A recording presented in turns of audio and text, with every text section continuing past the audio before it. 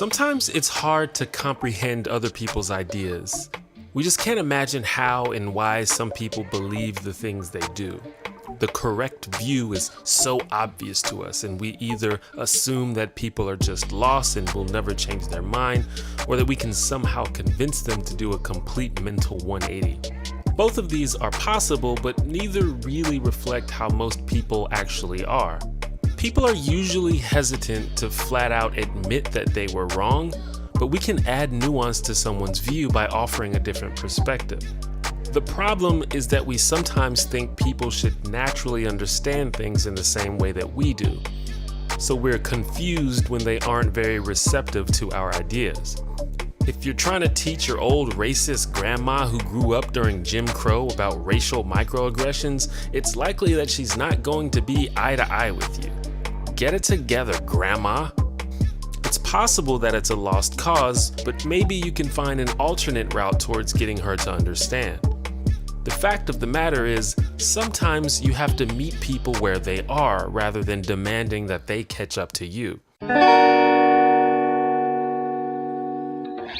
Hi, I'm T1J. Follow me. Speaking very generally, there are at least two types of social justice advocates on the internet. There are people who work with others to discuss effective solutions to the problems that society faces. And on the other hand, there are people who don't seem to be really interested in actually solving problems and just kind of want to express their frustration and call people out. Now, in many ways, that frustration is valid and justifiable. But in my opinion, you shouldn't expect angry confrontation to lead to very much actual progress. But if you're just here to just sort of yell at people, then carry on, I guess. But this video isn't really for you. This video is for that first group. People that actually want to find solutions to both societal and personal conflicts. I think a lot of us have this delusion that we're gonna convince other people to just suddenly wake up, like they're gonna have a light switch flipped in their brain overnight and come to realize that we were right all along. And then they'll join us on the front line marching for freedom. And then we have this principled stubbornness where it's like, well, if they can't understand that they're wrong, then fuck them. The people who are right will win in the end anyway. They'll just have to be on the wrong side of history.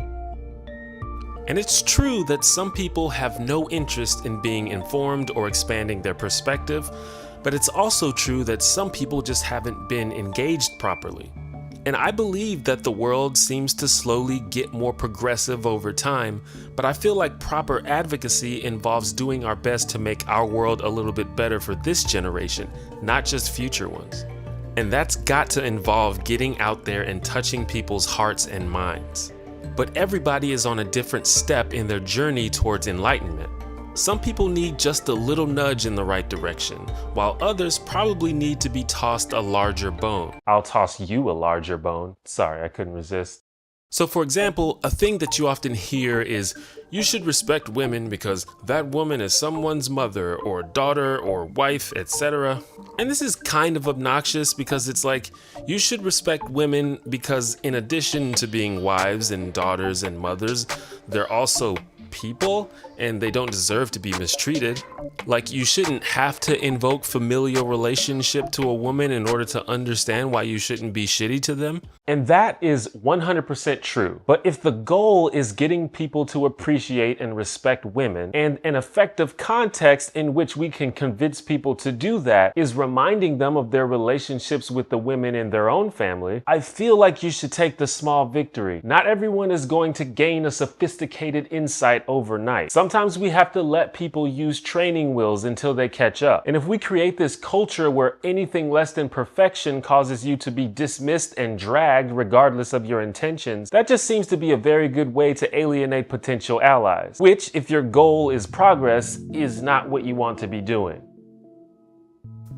A couple months ago, there was a viral video on Twitter of this guy who was protesting outside of a Roy Moore rally. By the way, shout outs to my home state of Alabama for not electing that creepy douchebag. But anyway, this guy was protesting Roy Moore's homophobic remarks in honor of his gay daughter who had committed suicide. In the video, he implies that at one point he didn't accept his daughter's homosexuality. I was anti-gay myself. I said bad things to my daughter myself, which I regret. The video is very moving in my opinion, and I'm kind of even getting emotional thinking about it. and it got a very positive response. But I did see a bunch of comments talking about how shitty it is that a gay person had to die before they were recognized as legitimate, and I mean, that's a fair point. But first of all, this is a grieving father, like back up for a minute. Secondly, this guy has probably lived his whole life in a homophobic environment, and it took something tragic to get him to reconsider his views. It's terrible that he had to go through that, but he's on the verge of a breakthrough. This is not the time to antagonize him. He's probably not gonna be marching with rainbow flags anytime soon, but he can share his story with his community and help bridge the gap. He could tell his friends to chill out when they're using homophobic slurs or making shitty jokes. He could be a friend to closeted people down at the farm in Wicksburg, Alabama.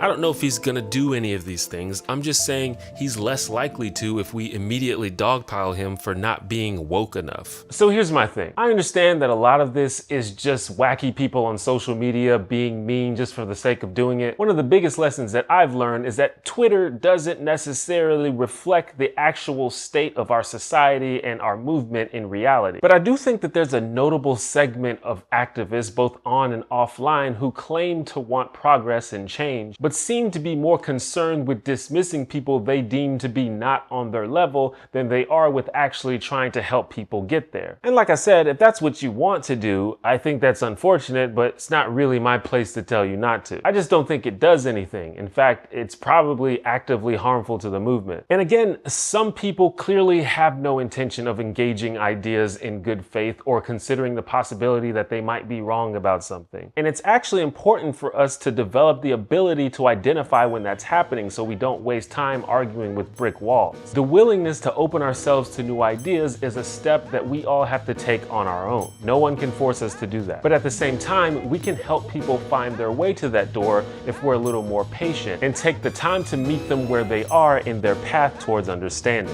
That's just me though. What do you think?